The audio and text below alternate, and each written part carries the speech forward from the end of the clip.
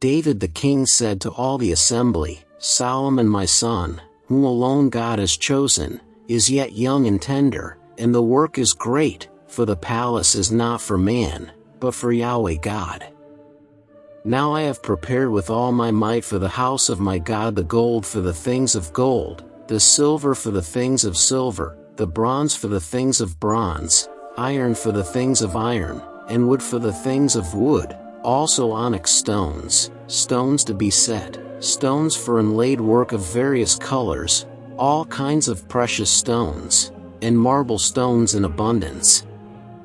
In addition, because I have set my affection on the house of my God, since I have a treasure of my own of gold and silver, I give it to the house of my God, over and above all that I have prepared for the holy house, even 3,000 talents of gold, of the gold of Ophir, and 7,000 talents of refined silver, with which to overlay the walls of the houses, of gold for the things of gold, and of silver for the things of silver, and for all kinds of work to be made by artisans' hands.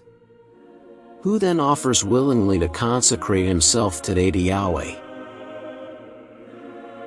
Then the princes of the households, and the princes of the tribes of Israel, and the captains of thousands and of hundreds, with the rulers over the king's work, offered willingly, and they gave for the service of God's house of gold 5,000 talents, and 10,000 darics, of silver 10,000 talents, of bronze 18,000 talents, and of iron 100,000 talents. People with whom precious stones were found gave them to the treasure of Yahweh's house, under the hand of Jehiel the Gershonite.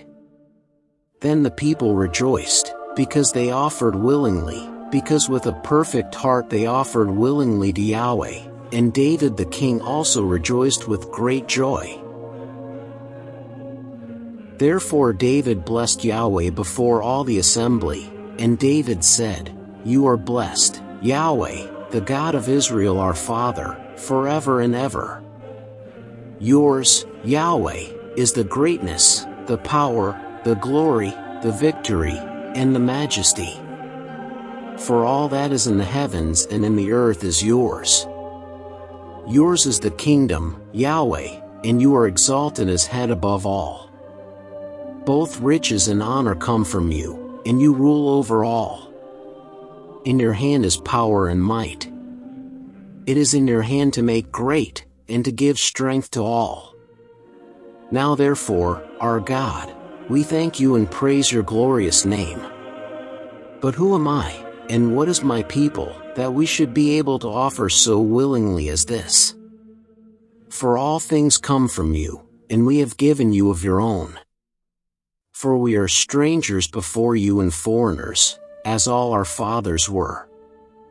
Our days on the earth are as a shadow, and there is no remaining. Yahweh our God, all this store that we have prepared to build you a house for your holy name comes from your hand, and is all your own. I know also, my God, that you try the heart and have pleasure in uprightness. As for me, in the uprightness of my heart I have willingly offered all these things. Now I have seen with joy your people, who are present here, offer willingly to you.